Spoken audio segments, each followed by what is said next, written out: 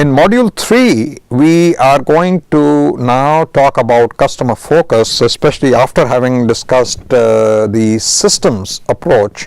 The whole purpose of a system is to meet and exceed customers' requirements. You probably may have read or heard this quote. It's a fantastic quote, and if you weren't aware of it, and if I didn't show you the author of this particular quote, it would be very difficult for us to imagine that Mahatma Gandhi was the person who actually quoted something which is so germane to the conduct of a business today. And it's a fantastic quote, because he says the customer is the most important visitor on our premises. He is not dependent on us, we are dependent on him. Okay, and he is not an interruption of our work, he is the purpose of it. A lot of times, if you are sitting in the store or whatever our place of business is, and a customer calls, how often does the person at the desk sound irritated, as though he or she were doing a favor to the person by serving him. He is not an outsider to our business, he is part of it, and we are not doing him a favor by serving him, but he is doing us a favor by giving us the opportunity to do so, because if it is not for the customer, the business would not exist. I mean, this is a simple statement of fact. Another very interesting quote, and I repeat this from Henry Ford's book, My Life and My Work, because he says, is business good or bad according to the dictates of fate? Must we accept the conditions as inevitable? He says, business is good or bad as we make it so. I mean, he was a person who actually believed in himself. He believed in the fact that you had a lot more control over what you did. Then he goes on to say that the only reason for growing crops, for mining, or for manufacturing is that people may keep warm, have clothing to wear, and articles to use. There is no other possible reason, yet that reason is forced into the background, and instead we have operations carried on not to the end of service, but to the end of making money. And this is because we have evolved a system of money that, instead of being a convenient medium of exchange, is at times a barrier to exchange. Now, I will not get into the last part of it about the system of money, but if you take a look at the rest of the quote, I think it is a tremendous insight, where he very clearly states that the purpose of business is not to make money, but it is to provide a certain service. Because if you do not have a certain service to provide, what exactly are you doing? Okay, nobody is out there with their money ready to hand it to you, but they are willing to exchange it for a service that they need, that you are able to provide. And Ford has a very clear perspective as far as that is concerned, and he says that a lot of times the companies basically put this service objective in the background and behave as though their only purpose in life was to make money, and in the end the companies actually do a pretty lousy job of doing that as well, unless they do some illegal or unethical activities in order to achieve that. But I think it is a tremendous quote. I have one more from him that I think I have shared with you earlier, but I think in the context of customer focus, this is also a very useful quote. We're saying, instead of giving attention to competitors and to demand, our prices are based on an estimate of what the largest possible number of people will want to pay or can pay for what we have to sell. That means when you are looking at your products and trying to determine how to price those products, we oftentimes pay too much attention to what the competitor is charging for his or her product and what we consider the demand to be, we don't consider that there is a person out there who needs this particular product, because if we did not have people needing the products that we are willing to provide, there would be no market for what we have, and therefore that would not we would not exist as a business. And so the focus from Henry Ford's standpoint is understanding not only what the customer needs but also what the customer can afford. Because if you don't pay sufficient attention to the customer's ability to pay for the product, nobody is going to buy it. And then we complain that the market is bad. The market is not bad. And if you read Henry Ford's book, not only My Life and My Work, but there's another one by him which is an excellent book called Today and Tomorrow. It's a very, very beautifully written book, both of them are, and I would very strongly encourage for those who are interested in reading about this great man to read these books. And this is, I think, also in the textbook, where normally when we think in terms of an organizational structure, we normally are, we talk in terms of the organizational pyramid, and we have this triangle with the CEO or the top man at the top, then the senior managers below them, and then the functional department heads and the frontline staff, and of course you don't normally show customers right at the bottom, but ultimately where else will the customers come? Okay, they would not sit on top of the CEO's head, right? So the implication in a lot of these organizational pyramids is that the customers come right at the bottom. Whereas in a true quality centered or a quality centric, customer centric organization, we really have to think in terms of this organizational pyramid and turn it upside down. In the sense, we have, and it is not just a different way of drawing this pyramid structure, but it really defines the role of the CEO, the senior managers, and so on and so forth, where we say that ultimately the most important person in this entire diagram is the customer, okay, and therefore that person has to be at the top of this particular pyramid. The function of the frontline staff and the line workers is to actually do the work that the customer is paying for, because really speaking, it is the frontline staff that meets, interacts with the customer, or actually does the work that provides the product and or the service that the customer needs, and so therefore their work comes in direct contact with the customers. Okay. Now, the people who are in the middle management, the functional department, and so on, their role really is to help support the frontline staff, because if the frontline staff either cannot or does not do its job as it is supposed to, the customers don't get service, and if the customer doesn't get service, nobody gets paid.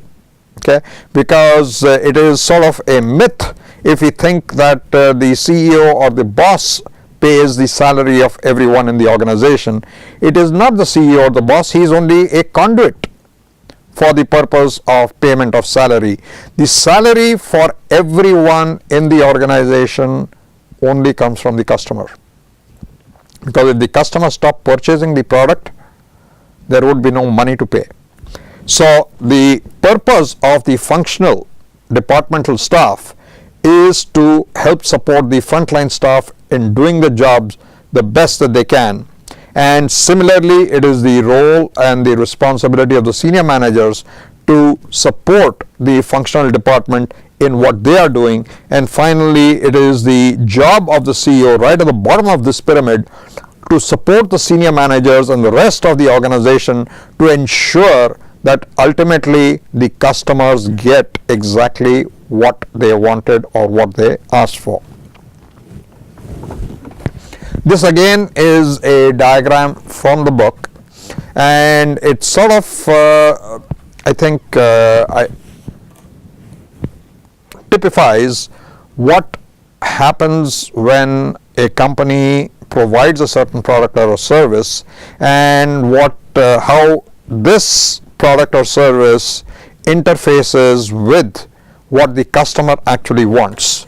So we have here two sets. This square or rectangle, if you will, is the set of what we actually provide to the customer in our product or our service. Okay, so everything that is there in this rectangle represents the stuff that we provide in terms of the features, in terms of the characteristics, the qualities of the product or the service, and so on. Whereas here in this circle or this oval, what you have is the totality of what the customer needs or needed. Okay, now in an ideal or a perfect world, we should have this square basically totally overlapping the circle.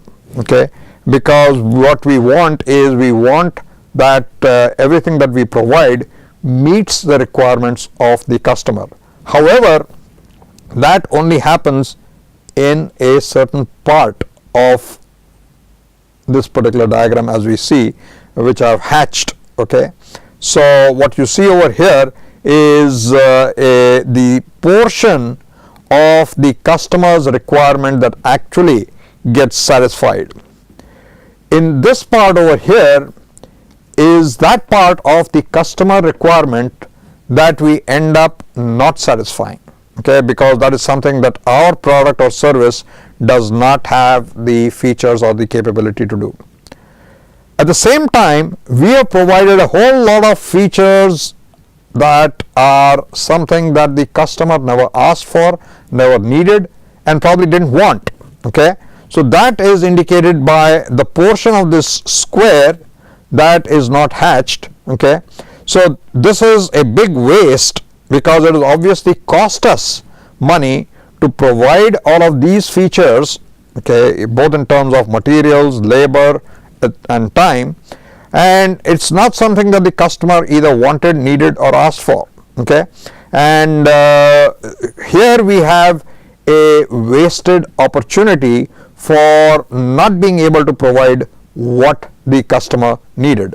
Of course, outside of both the rectangle and the circle is what the customer did not want and what we did not provide, which is good. Okay, but both this part, the unshaded part of the circle, the unshaded part of the circle, which represents an opportunity, and the unshaded part of the rectangle, which represents a waste in what we have done, is obviously where there is a mismatch between customer requirements and our ability to satisfy them.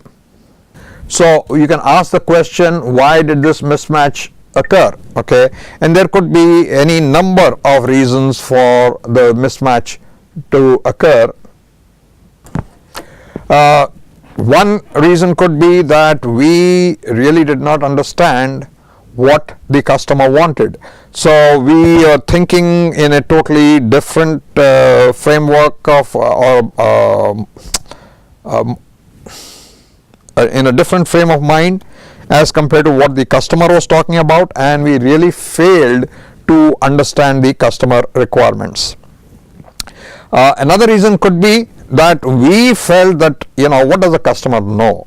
We really know much better than the customer, and that the customer might be better served by what we provide as compared to what the customer thinks that he or she needs. Okay, so that could be another possible reason. Another reason could be, we say, hey, listen, I'm not in the business of meeting the needs of each and every person individually. I provide this product or service, take it or leave it. All right, so if this meets your needs, well and good. If it doesn't meet your need, too bad. Okay, so I can take that attitude, and obviously I will not last too long in a competitive world, because there will be somebody who will come around, who will be there to meet the unmet requirements of my customers, which I have decided not to take care of. Another reason might be that the customer does not or did not really know what he or she needed. And a lot of times this is what happens, and we'll see this a little later when we'll talk about the voice of the customer and so on. And another reason might be that what the customer may have said initially and what his actual needs turned out to be, the needs could have changed over time. Okay, and it's something that either the customer did not communicate to us, or we did not bother to find out, or it was too late for us to incorporate in the product or the service. So these could all be possible reasons why there is that mismatch between what we offer and what the customer really needs. These are two approaches that companies tend to take. One is what they call a product out approach.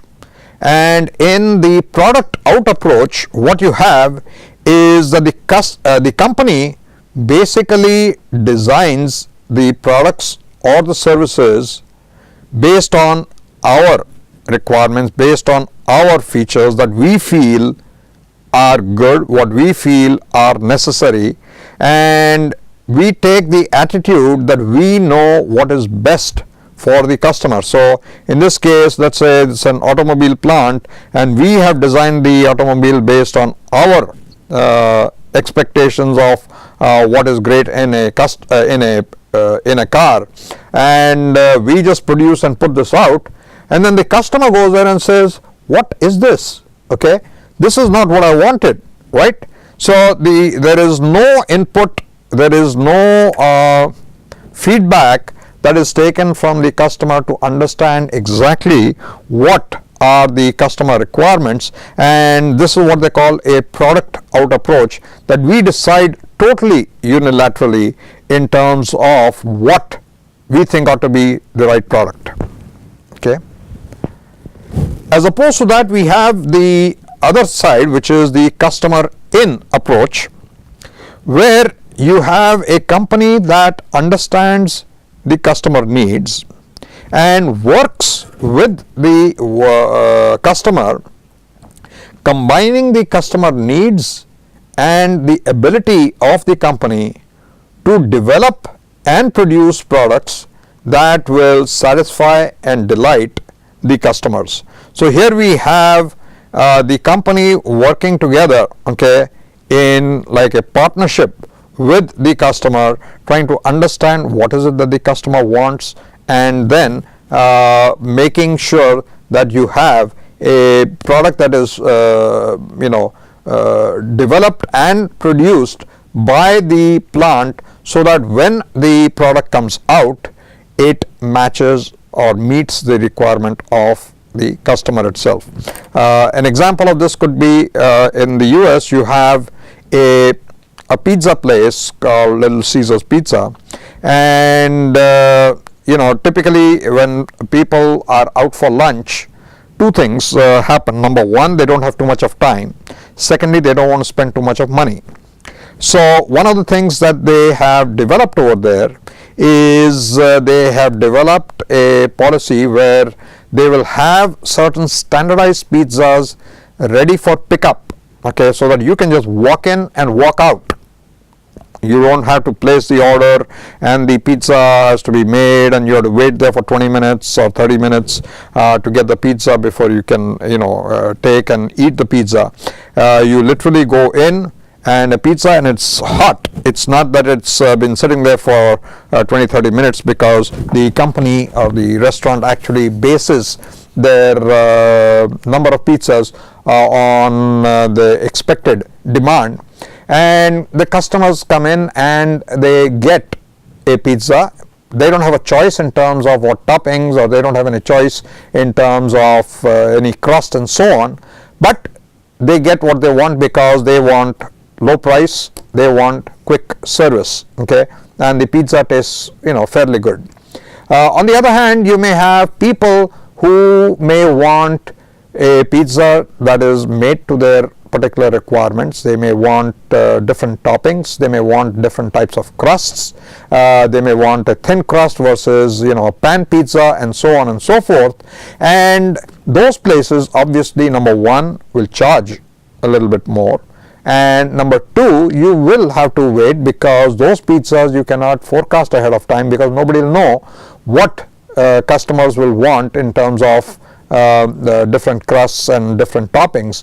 And so this particular pizza restaurant has developed a system where they have understood what the majority of the people want, and is able to satisfy that, and leaves the other customers to the other restaurants that can satisfy those customers. So there's different ways in which the customer in approach can be taken as opposed to a product out.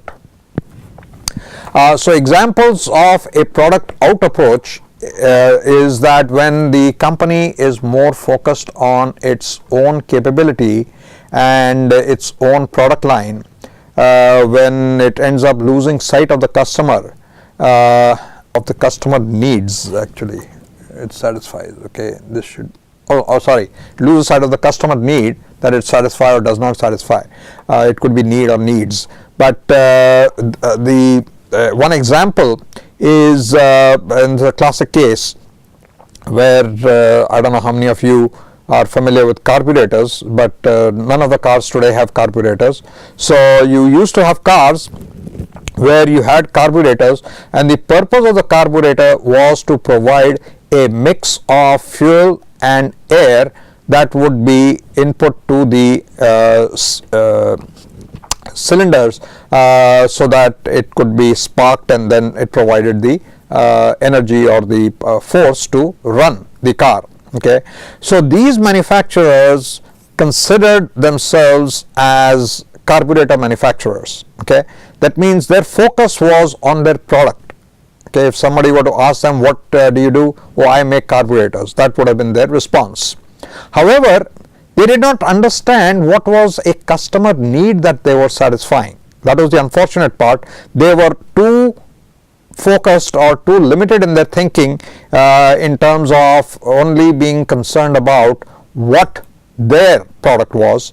And so when the fuel injection systems, which are in use in most cars today, when these were developed, the carburetor manufacturers basically went out of business. Okay, because everybody shifted to the fuel injection systems. All the auto manufacturers did. And if the carburetor manufacturers had taken the time to understand what specific customer need they were satisfying, which was to provide fuel in an appropriate mix, okay, to provide vehicular movement and acceleration, they would have learned that there are various ways to provide this particular fuel mix to the engine. And when the fuel injection systems were being developed, they would have possibly adapted to this new technology. But since they considered themselves to be a manufacturer of a particular product, okay, they lost out. If you take a look at today, this is something which I have been observing and predicting, that a lot of the wristwatch manufacturers of today will run possibly out of business sometime in the future. And the reason for that is because with the advent of cell phones, number especially of the younger people do not carry wristwatches or don't wear wristwatches anymore. And in fact, wristwatches have at best been relegated as an item of jewelry. Okay, so the high end perhaps will survive, but if you take a look at a large majority of the other wristwatches, people can get their time much more accurately and conveniently from their cell phones. And so possibly the wristwatch manufacturers need to ask what specific customer need are they satisfying if they still want to remain in business. It's going to be a tough call. Okay, and if the only need that they satisfy is that of a jewelry, which is a high-end product, then they will probably need to develop products that meet that particular requirement of the customer.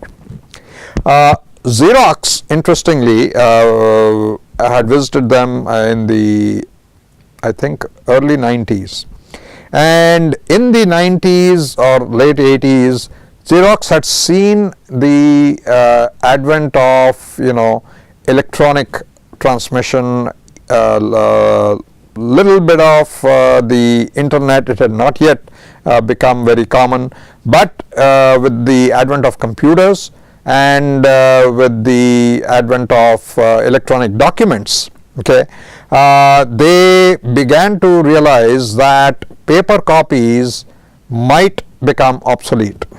So they said, how does this affect us as a company? So they redefined their mission and they said, we are a document company. We are not necessarily a copier company. Okay, so understand the difference. If they were to claim that they were a copier company, it would have been similar to somebody saying, I'm in the business of making carburetors. But if you're a document company, they could easily adapt to whatever form the document took, and this form could be electronic or anything else. Okay, so this is a way in which companies can decide to adapt themselves based on changing customer requirements, and something which people with a product out approach find it difficult to make happen.